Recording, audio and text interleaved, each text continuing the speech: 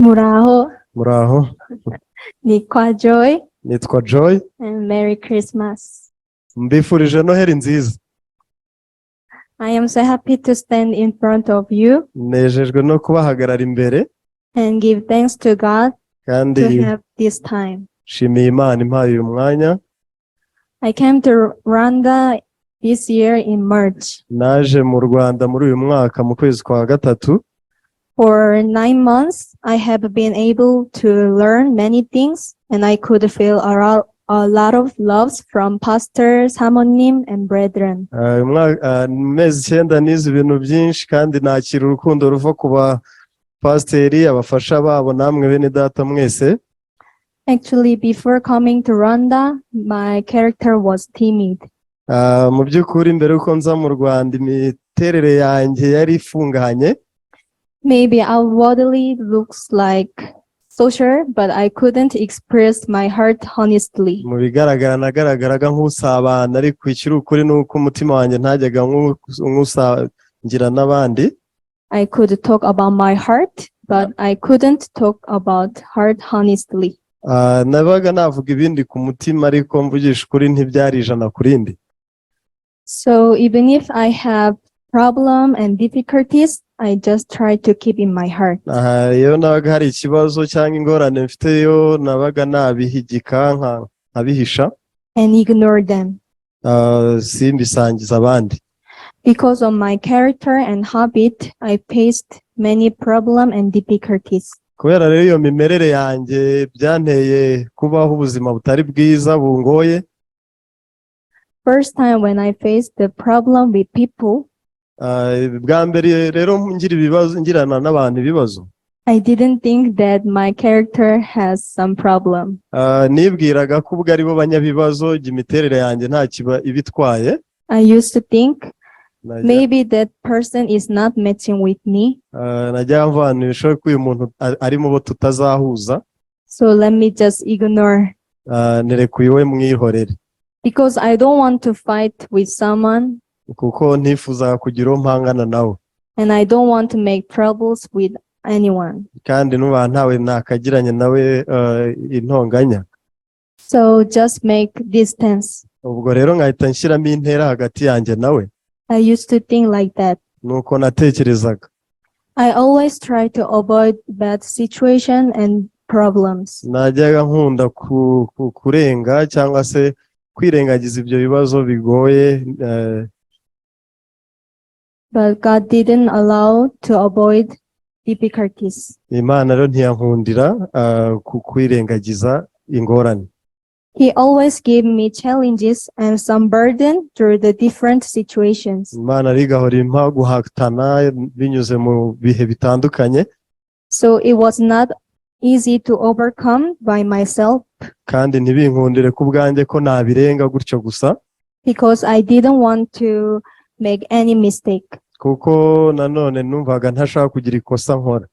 But one day I had fellowship with someone. Umunsi umwe rero nza kugirana ikiganiro cy'umutima n'umufasha w'umushumba. And that time she said to me, uwo munsi arambwira ati, do not afraid to face failure. Arambwira ngo ntukagire ubwoba bwo guhura, bwo gutsindwa ikintu. And do not try to decorate your heart. Kandi ntukagerageza gutaka umutima wawe ngo usigirize. When the heart is not decorated, it is most beautiful.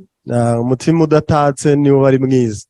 And if you stay in the same situation because of fear to face the burden, ngo nuguma mu bihe bimwe n'ibyo urimo ubitewe no kugira ubwoba, God couldn't work in your life. Imana ntibiteze gukorera mu buzima bwawe.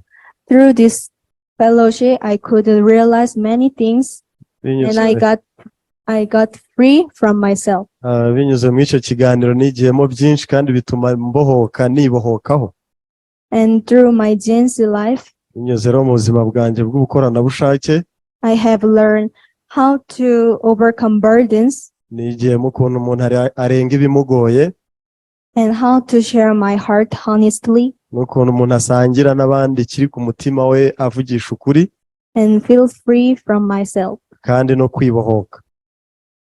Even I could see I have many weakness and lack. nubwo ntajyaga mbibona ariko nari mfite intege nke nyinshi n'ibyo mbura. So I can't to be perfect by myself. Kandi nkumva nta kwihana. And thankfully through this, I could learn how to rely on God. Ariko binyuze mu ibyo byose nize ukuntu umuntu yishingikiriza Imana.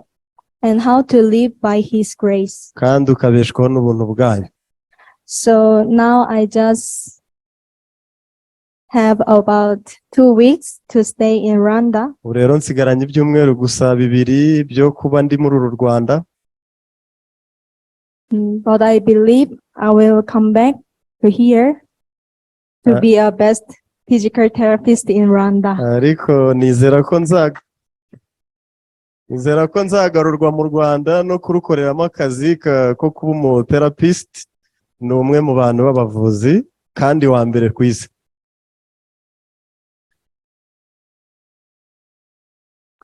One day I heard the gospel is the one way that can truly save one who live in suffering.